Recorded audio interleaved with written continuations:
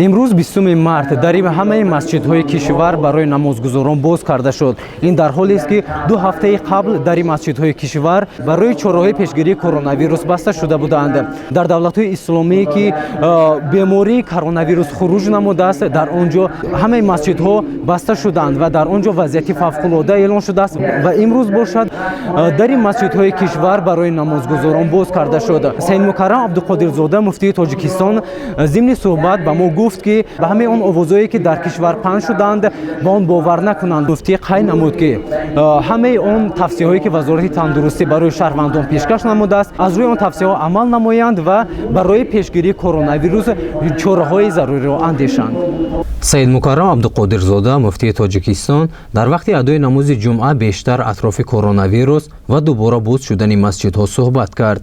ӯ ба намозгузорон гуфт ки дар сурати аз тарафи мақомоти кишвар дубора баста шудани масҷидҳо дар Тоҷикистон мухолифат нишон надиҳанд. баръакс тозагиро риоя намуда дар хонаи худ намоз гузоред. дуо кунед ки худованд Тоҷикистонро аз ҳар гуна бемориҳои сирояти эмӣ нигоҳ дорад.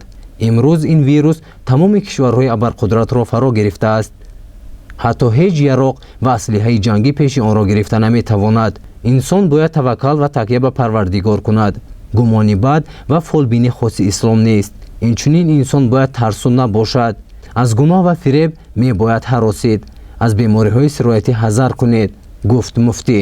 дуо кунед намози ҷамоатро бо аҳли хонавода, зану фарзандо як саф ахир, зану хоҳару духтар ду саф, як сафи дигар ахир, дар сафи алоҳида дар хона намози ҷамоатро адо кунем ва ҳамеша дуогӯ бошем. давлатҳои абарқудратро ба ташвиш овардагиаст бародарони аҳли ислом ин бемории хатарнок.